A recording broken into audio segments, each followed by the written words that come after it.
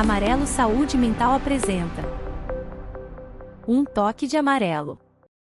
Olá, Amarelovers! Sejam muito bem-vindos a mais um episódio de Um Toque de Amarelo, o videocast da Amarelo Saúde Mental que coloca a saúde em pauta.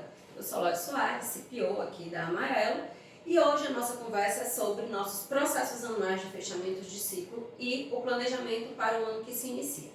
E aí a gente já vai começar com uma pergunta: será que isso impacta na nossa vida pessoal? Para responder a isso e já começar nesse ritmo, Robert Saraiva, nosso psicólogo, neuropsicólogo, e está aqui para pensar com a gente um pouquinho sobre isso. Seja muito bem-vindo, Robert. Vamos lá começar a responder essa pergunta. Perfeito, Ana. Muito obrigado, por mais uma vez estar aqui presente nesse toque de amarelo. Bom, iniciar um pouco um ano às vezes traz muitas dúvidas para a gente, né? A gente sempre entra muito num processo de reflexão do que foi o ano passado e do que vai ser o próximo ano ou esse ano que acaba de chegar. Então isso tem um impacto muitas vezes na nossa própria saúde mental, onde a gente está no meio de muitas dúvidas, muitas reflexões, frustrações, expectativas, e isso tende muitas vezes a mexer com a gente, nos deixar um pouco mais ansiosos, tristes, eufóricos. Isso pode ter um grande impacto na gente, né? Isso pode deixar com que a gente fique um pouco mais impulsivo ou um pouco mais amedrontado em tomar decisões e fazer coisas, né? Então, com certeza é uma época do ano, né? Esse é tempo de janeiro, onde a gente está ainda processando o ano passado e começando um ano novo, tem muitos impactos um pouco na saúde mental. Mas é claro que não é nada também que seja muito grave, que pode ser superado, né? De várias formas, como a gente vai conversar aqui hoje. Sim, às vezes a gente fica pensando no ano anterior, né? No ano que passou, e isso muitas vezes traz uma sensação de angústia muito grande quando a gente não consegue chegar ao ponto que a gente definiu no ano anterior, né? A gente tem sempre aquela coisa assim de, no começo do ano eu vou pensar o que eu vou trazer de meta, e aí quando chega no final do ano, às vezes eu não consegui cumprir essas metas e isso traz uma angústia danada. Quando a gente olha aí falando sobre a saúde mental, né, foi para isso, foi para falar sobre isso que vocês criaram esse e-book. Me conta um pouquinho o que é que vocês esperavam alcançar, quais eram as expectativas de vocês quando a gente montou esse e-book. O e-book que eu estou falando, gente, é o e-book do Janeiro Branco, que já está aí no nosso Instagram, é só vocês entrarem lá no link da bio e baixar. E as empresas que contratam a Amarelo também recebem através do seu RH esse material para que vocês possam estudar, conhecer um pouco mais sobre saúde mental e planejamento anual, né? Então, pensando nisso, vamos lá. Por quê? Qual foi o motivo por trás da criação desse novo e-book? Perfeito. Para a gente explicar melhor a criação do e-book, né, a gente precisa falar um pouco sobre o que ele fala. O e-book que ele vai falar um pouco sobre o Janeiro Branco, né? E o que é o Janeiro Branco? O Janeiro Branco é um mês que a gente para um pouco para refletir sobre a saúde mental. É a saúde mental, um pouco a saúde emocional das pessoas, né? Então, a criação desse e-book, ele existe para que a gente possa dar dicas, né, falar um pouco sobre todos esses processamentos de informações que a gente tem de um ano que se passou, de angústias, de sentimentos, de expectativas frustradas e tudo mais, para a gente poder refletir um pouco mais sobre o próximo, né? Isso é um ponto muito importante. Por exemplo, eu, como terapeuta, percebo muito que essa época do ano chegam muito um pouco essas reflexões, que não necessariamente são só frustrações, né? Porque às vezes as coisas podem dar certo, né? Mas um ponto que é muito importante, que o e-book ele vai falar um pouco sobre como a gente lida com a rigidez das nossas expectativas, muitas vezes, né? Muitas vezes a gente tem muitas expectativas e a gente acha que essas expectativas precisam ser cumpridas. E às vezes a gente não entende que a vida é um pouco volátil, né? A vida ela muda, a vida se transforma muito rápido muitas vezes, né? E isso muda muitas coisas. E muitas vezes a gente fica apenas preso em determinadas metas, em determinados planos, e a gente acaba se frustrando achando que o decorrer do ano como ele se passou não foi bom o suficiente, ou não foi tão quanto a gente gostaria porque ele precisou mudar. Isso não significa algo ruim, só que muitas vezes, né, o nosso hiperfoco nisso, né, a nossa rigidez com esse tipo de coisa, traz à tona sentimentos negativos, né? Então é interessante porque, apesar do final do ano, do começo de um ano representar um ciclo temporal, mas ele nada é mais do que somente a continuidade do tempo, né? A vida não deixa de existir. Sim. Ou acaba porque um ano acabou e você não conseguiu cumprir a meta, né? Então é um ponto também para a gente refletir até como a gente se coloca dentro do próprio tempo, porque muitas vezes essa reflexão, ela traz um imediatismo que ele pode ser extremamente adoecedor, né? Fico extremamente ansioso, fico extremamente agitado para resolver algo até uma determinada data, sendo que ela não representa também muita coisa, né? Eu posso fazer isso nos próximos meses, isso pode levar um pouco mais de tempo, porque, né, apesar, eu costumo sempre dizer para os meus pacientes, né, a vida às vezes é muito caótica, né? E às vezes a gente não tem tanto controle assim sobre as coisas.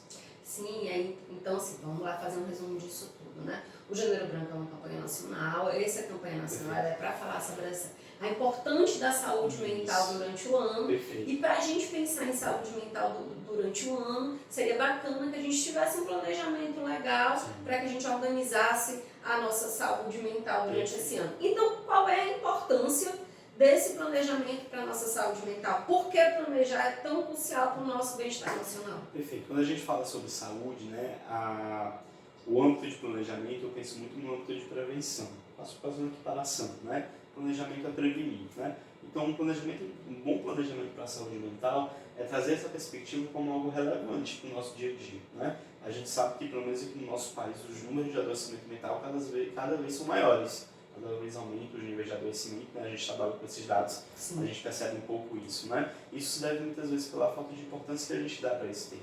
Então, como planejar melhor isso, né? Tomar decisões que sejam mais flexíveis, por exemplo, né? Ter expectativas mais flexíveis em relação ao futuro. O autocuidado no meio desse processo também é extremamente importante, né? Autocuidado físico, autocuidado mental, seja pela prática da psicoterapia, ou seja, com outras práticas de saúde mental que a gente pode trazer para o nosso dia a dia, que vai nos ajudar também a cuidar melhor dessa saúde mental, seja cuidando das nossas relações, né? E uma coisa que também eu acho que é muito importante, que talvez seja um pouco mais difícil para dentro de planejamento de saúde mental, é escolher quais ciclos vão permanecer na sua vida.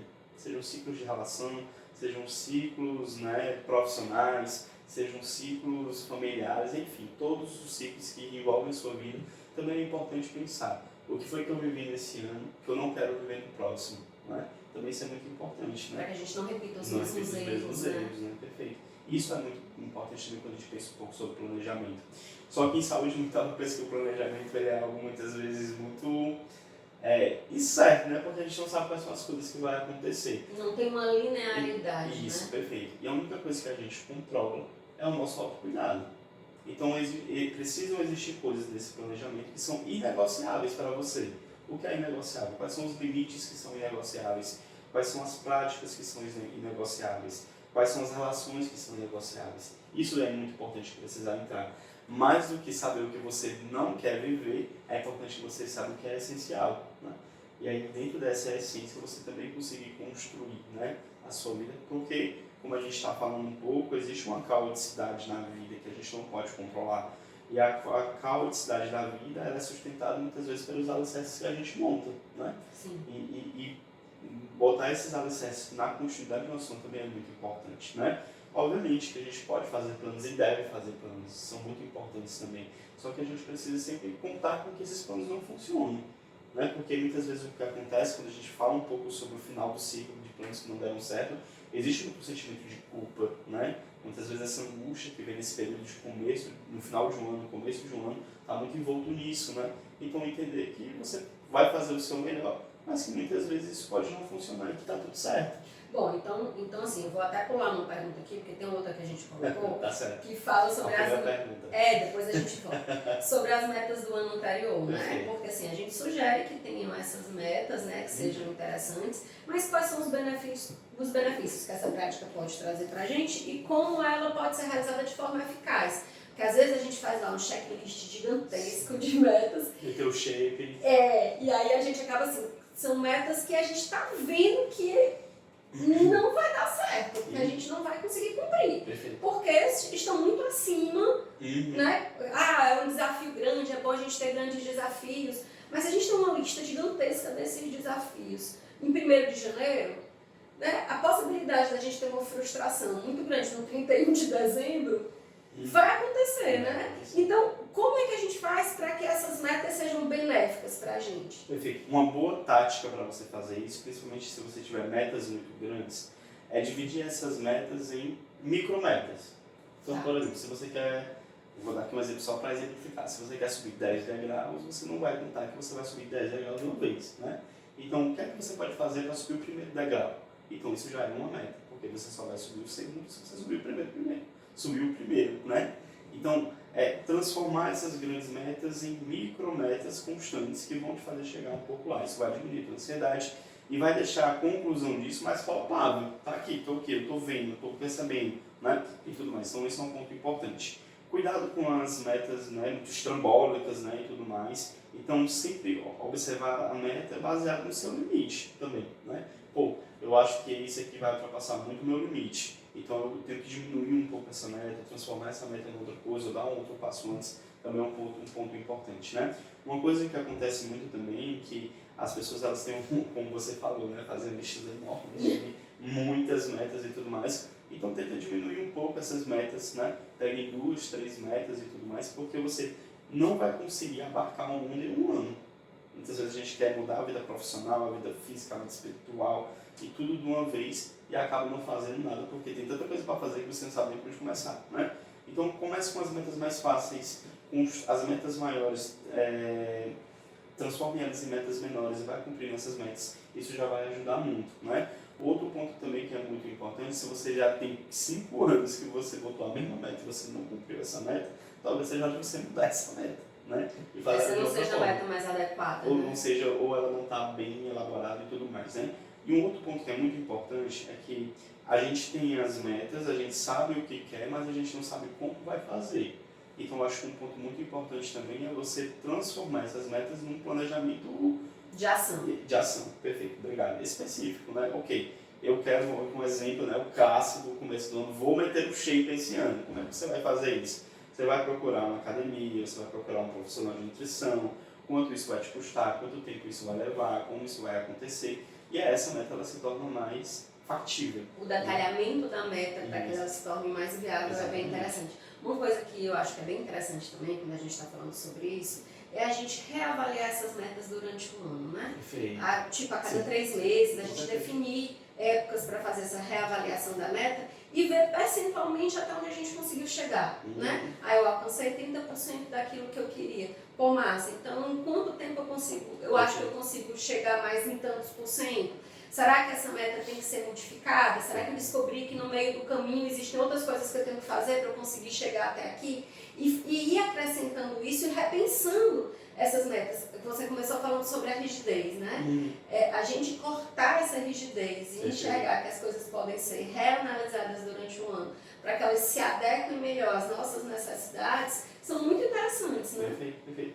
E isso é muito importante que você está falando, porque muitas vezes a gente vai fazendo um planejamento de metas e você acaba vendo que a tua rotina está ocupada de 1h da manhã até meia-noite, né? De tanta coisa que você cumpriu. E não há espaço para a vida acontecer, né? E a vida vai acontecer porque ela vai trazer coisas pontas. E se você tiver com uma expectativa muito rígida, você não vai conseguir se adaptar às novas coisas, né? Então, reavaliar as metas é muito importante nesse processo, porque a vida acontece no meio de tudo isso, né? Muitas coisas acontecem no meio de tudo isso. E é importante a gente perceber. Uma coisa que é muito comum é você começa um ano achando que o seu ano vai, que as pautas do teu ano vão ser X e Y, e as coisas vão acontecendo, elas vão para Z, W, H e tudo mais. E isso faz parte do caminho da vida, né? A quebra dessa rigidez também te deixa mais seguro na adaptação das novas coisas, né? E reavaliar as metas no meio do processo também é muito importante. Até para saber se você não está gastando energia demais com algo que não vale tão a pena, né? Sim, sim. E aí, assim, quando a gente vai enfrentar desafios para que a gente chegue até aí, né? Vale a pena, mesmo com os desafios, vale a pena a gente pensar nessas metas, vale a pena a gente seguir um caminho, mesmo sabendo que vão ter desafios que eu vou ter que superar, ou eu tenho que, ao encontrar um desafio, mudar completamente de caminho. O que é que você entende sobre isso, né? A importância dos desafios, a importância de superação, até onde a gente tem que ir com aquela meta, qual é o momento de eu mudar, né? Isso é interessante também, eu conseguir enxergar conscientemente esses processos que acontecem com a gente. Perfeito, né? Desafios muito grandes requerem esforços muito grandes, né? Sim. E aí é importante a gente entender que vão ter metas que vão dar mais trabalho do que outros. E a gente precisa trabalhar um processo de resiliência no meio disso, né? Ok, existem coisas que elas não vão funcionar como nós gostaríamos, no tempo que nós gostaríamos, mas nem por isso a gente precisa deixar de sonhar, né? Sendo um pouco romântico aqui agora também em relação às metas, né? É importante que a gente consiga também observar isso, né? E entender que, ok, se eu quero um objetivo muito grande, isso vai me gerar um esforço muito grande. Muitas vezes a gente para um pouco nisso. Então, tudo isso, no processo que a gente acabou de falar agora, é a própria reavaliação. Ok, se eu estou indo pelo caminho A e eu não estou chegando no meu objetivo, talvez eu tenha que pegar o caminho B, talvez eu tenha que pegar o caminho C. Até para a gente enxergar, né, Robert, desculpa te interromper, porque aqui eu comecei a raciocinar sobre isso, né? Sobre esses desafios, eu acho que um dos desafios que eu enfrento, né, trazendo isso para mim também, é a procrastinação. É a procrastinação, né? Perfeito. E aí, quando eu faço essa reavaliação no meio do caminho, fica mais fácil eu me conscientizar da procrastinação, né? De que eu estou empurrando com a barriga, de que eu estou deixando para trás uma coisa que eu deveria estar fazendo, do que enxergar isso só no final do ano. Perfeito. Né? Então eu consigo realmente reorganizar minha rota, né? No meu caso, principalmente da procrastinação, que eu acho que é um desafio, provavelmente é muito comum para outras pessoas também, não é só para todos nós, para todos nós. Não é só para mim, né? Se eu consigo fazer essas reavaliações no meio do caminho, né? Perfeito. Existe um comportamento que é muito interessante, que eu não sei se você partilha dele, mas que eu observo muito, é que muitas vezes a gente até se nega a fazer essas avaliações porque a gente tem medo do próprio fracasso, né? Tipo assim, é como se a gente estivesse colocando ali o próprio fracasso debaixo do tapete. E o comportamento de procrastinação basicamente é o que vai fazendo com que isso fique cada vez maior. Não vou olhar para isso agora, não vou olhar para isso agora, não vou olhar para isso agora, não vou olhar para isso agora. E aí é muito importante que a gente tenha um pouco essa autodisciplina a disciplina no meio desse processo de observar como essas coisas estão sendo construídas, porque se a gente vai deixando só para depois, chega o próximo dezembro e você vai falar, olha aí, não fiz nada do que eu me planejei novamente, né? Por isso que é muito importante essa reavaliação. Isso também é uma parte emocional do meio desse processo, né? Por isso que a saúde emocional é muito importante, porque ela é força motriz para que você consiga chegar aí. Você entender onde você está errando, o que você está fazendo errado, o que você não está fazendo no caso da procrastinação. Sim. E começar a fazer um pouco essas coisas, né? Então são fatores muito fundamentais aí no meio disso, né? E é interessante porque a gente vai traçando metas e a gente vai achando formas diferentes de fazer. Por isso que não desistir é muito importante. Aí voltando um pouco para a tua pergunta inicial, né? Mas existem coisas que eu vou precisar desistir porque... E qual é o ponto aí? O próprio adoecimento, né? Se isso está me gerando uma ansiedade exacerbada, se isso está me gerando uma angústia exacerbada, se isso está sendo um peso muito grande que eu não estou conseguindo carregar agora, o importante talvez não seja nem desistir, né? Talvez seja importante você reformular um pouco essa meta. Tem uma frase que eu gosto muito que ela fala assim: você precisa aprender a descansar antes de desistir. E muitas vezes a gente só desiste das coisas porque a gente só está cansado. E tem tanta coisa acontecendo que a gente só deixa para lá e esquece. Mas se você consegue descansar um pouco, reorganizar as coisas, você consegue voltar a planejar aquilo novamente, fazer aquilo novamente, né? E isso é um processo que acontece muito na nossa vida cotidiana, né? Não só com as metas, mas com todas as outras coisas, trabalho, família, todos os outros pontos que envolvem isso, né? Então, aprender a descansar no meio desses processos, e aí quando eu digo descansar, é tipo, ok, não vou conseguir fazer isso agora, então eu vou deixar esse plano aqui em stand-by, eu vou tentar reorganizar ele, eu vou tentar dar uma parada, eu vou tentar pensar melhor sobre ele, para reorganizar isso, porque muitas vezes a gente fica, como diz o ditado, dando murro de faca, né? Só dando murro de faca, a gente se machuca cada vez mais e não consegue fazer isso. E é interessante que isso vai mexendo com muitas coisas. Mexe com a nossa autoestima, mexe com a nossa motivação, mexe com todos os outros pontos. Existem planos que vão ser concluídos e outros não. E aí é importante entender se aquilo é importante de fato para você, que você possa reorganizar isso, né? E aí no meio do processo as coisas também vão mudando de prioridade, né? Talvez exista algo hoje que você fala assim, eu não vou viver sem fazer isso, comprar isso, ser isso, conquistar isso, e daqui a 6 meses talvez seja o último ponto da sua lista. E aí é importante saber desistir também às vezes, né? Existem coisas que a gente precisa desistir mesmo, e tá tudo certo, né? Existem ciclos que precisam parar, e existem ciclos que precisam ser ressignificados, né? Como a gente diz da psicologia, e tem ciclos que tem só que acabar, porque, ok, aqui já deu, já passou muito do limite, né?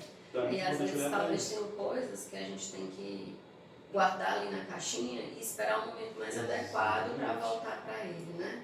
Isso não significa que eu desisti. Tem algumas coisas que talvez a gente não esteja preparado emocionalmente, preparado fisicamente, preparado com o nosso cotidiano de vida caótico mesmo, que é o normal da nossa vida, né, para que aquilo seja realizado naquele momento. Mas talvez eu guardando aquilo na caixinha, vai ter um outro momento que eu vou estar mais preparado, porque eu sei que eu tenho aquilo no final.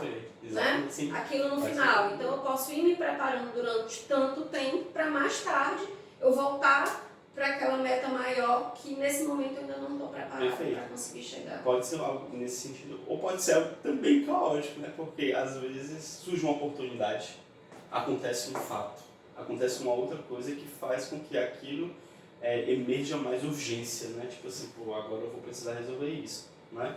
E aí é um pouco desse olhar, né? Mas indo mais fundo ainda, mais fundo. Por que é importante para a gente fazer essa análise? É importante porque senão a gente vai ficar completamente confuso naquele emaranhado de coisas, né? Então, definir a prioridade, vai fazer aquela, eu esqueci agora o nome, que tem um quadro, fazer a prioridade das coisas é muito importante, né? Quando a gente olha um pouco para essas importâncias, a gente olha um pouco para todos esses processos, a gente precisa entender que a gente não vai dar conta de todas as coisas. E essa é uma mania que a gente tem, né? A gente acha que sempre vai dar, né? Vai dar. E ultrapassa o limite. E ultrapassa o limite. A gente sabe que vai bater e acelera. Sabe que vai bater e acelera. E aí é importante deixar algumas coisas na caixinha mesmo, né? Entender que, fazendo a analogia do bater e do acelerar, né? Que o radar está dando 50 por hora, eu preciso parar ali, porque senão aquilo vai representar um risco para mim. Tá, né? então, e para as pessoas que então vivenciar esses processos e fazer essa análise no final do ano e repensar o planejamento anual, ele é algo, então, que ele é realmente importante, que a gente precisa fazer, porque acaba que é uma organização mental para a gente. Perfeito. Vai ajudar a gente a vivenciar mais conscientemente o mundo que está aí fora nos esperando. Perfeito. É mais ou menos isso a ideia. Perfeito. E nos nossos ambientes de trabalho? Né? Esse conceito é o mesmo? A gente consegue levar esse planejamento pessoal para um planejamento da minha vida profissional Perfeito. e no meu ambiente de trabalho? Com certeza, né? Eu acho que a vida profissional ela é um ponto da nossa vida que ela precisa ser tão trabalhada e planejada como qualquer outro, né? Saber onde eu quero ser, que tipo de profissional eu vou ser, como eu quero exercer o meu trabalho, quais são os erros que eu cometi, que eu não quero cometer mais, quais são as virtudes que eu quero vivenciar no novo ano, também é muito importante, né? Porque a gente sempre fala muito, né? Quando a gente fala um pouco sobre saúde mental do trabalho, que o trabalho ocupa uma parte significativa da nossa vida, né? Exato. E é muito importante que esse trabalho ele comungue com uma noção de crescimento, né? E aí, quando eu digo crescimento, eu não estou necessariamente falando de promoção especificamente, mas também é um ponto importante, mas no sentido de que esse trabalho realmente esteja cumprindo um sentido realmente na sua vida, né? E quando a gente fala sentido, a gente fala em vários fatores, né? Seja no âmbito financeiro, seja no âmbito de trabalho que você dá para a sociedade, como você se sente realizando aquele trabalho, e tudo isso faz parte do planejamento, né? Que tipo de profissional eu quero ser, o que é que eu quero fazer, como eu quero fazer isso, que sentido isso vai cumprir na minha vida, né? Então a vida profissional ela também precisa ser olhada e planejada nesse sentido, porque se a gente não colocar metas nisso também, o trabalho perde o sentido e aí você vai passar 8 horas do seu dia, 9 horas do seu dia fazendo algo que nem tem relevância para você. Isso também é muito importante observar, né? Porque a motivação, quando a gente fala, a gente não está falando aquela motivação coach, né? Ah, não sei o que, vai ganhar um serenado, não é isso. Mas uma motivação mesmo de entender, tipo, o meu trabalho, eu gosto do que eu faço, ou eu entendo que o meu trabalho ele faz sentido também para mim, né? Eu me sentir bem fazendo aquilo, eu me sentir relevante com aquilo também. E aí isso precisa de um planejamento, né? Como eu vou me funcionalizar mais, os cursos que eu vou fazer, aonde eu quero chegar, né? Financeiramente, profissionalmente, os cargos que eu quero exercer, as atividades que eu quero fazer, porque senão também a gente vai ficar preso um pouco num ciclo que a gente não vai ter um pouco mais saída, né? E isso também é um gerador de adoecimento. Então a importância da gente ser ativo desse processo também no ambiente de trabalho, né? Assim, sim, porque é algo que, às vezes, eu acho que as pessoas no ambiente de trabalho esperam que esse planejamento seja feito pela gerência, pela gestão, pelo CEO, enfim, dependendo do tamanho da empresa que você trabalha. Às vezes eu tenho uma sensação que as pessoas esperam pacificamente que as coisas aconteçam e não enxergam que o seu desenvolvimento pessoal diz respeito a você. Então, cabe a gente enxergar até onde eu quero crescer no meu trabalho, né? Quais são os cursos profissionais que eu quero fazer naquele momento, que vão engrandecer a minha vida profissional, independente da empresa, mas que eu quero para o meu conhecimento E isso vai ajudar no meu trabalho. Perfeito. Né? Então, eu ser ativa também dentro desse processo. Perfeito. Eu poder planejar a minha vida e planejar junto com a empresa aquilo que também é melhor para a empresa, já que eu estou dentro daquele processo, o que vai ser melhor para a empresa nesse sentido vai ser melhor para mim, no sentido do meu desenvolvimento, do meu crescimento enquanto planejamento Perfeito. empresarial também, não é Sim, isso? perfeito. E é uma coisa que eu gosto muito de refletir também um pouco nisso, né? É que muitas vezes a gente pensa essa relação de trabalho, muitas vezes de uma forma muito dúbia, ou talvez de uma forma até um pouco infantil. A gente pode pensar um pouco assim, né? Existe uma falta de autorresponsabilidade no meio desses processos, né? Sim. E a vida profissional ela precisa entrar um pouco nisso também, né? No sentido de observar que eu sou gerenciador da minha própria vida profissional. E um bom profissional, ele é um bom profissional em qualquer lugar, em qualquer empresa, independente da função que você exerce. Então, investir na sua vida profissional também é uma abertura de porta que você dá para você mesmo, para você conquistar os seus sonhos pessoais e para você conquistar também os seus sonhos profissionais no meio disso, né? Então, esse olhar que você está trazendo também é muito importante para o próprio profissional, de perceber, onde eu quero chegar, o que eu quero fazer, como eu quero fazer. Então, essas 3 perguntinhas respondidas, ela já dá um bom planejamento, né? Dá sim. Já dá um excelente planejamento. Dá sim. É uma ótima técnica já, né? Exatamente. E isso também já vai abrir um pouco a cabeça para você perceber um pouco isso, porque você é um agente modificador disso, né?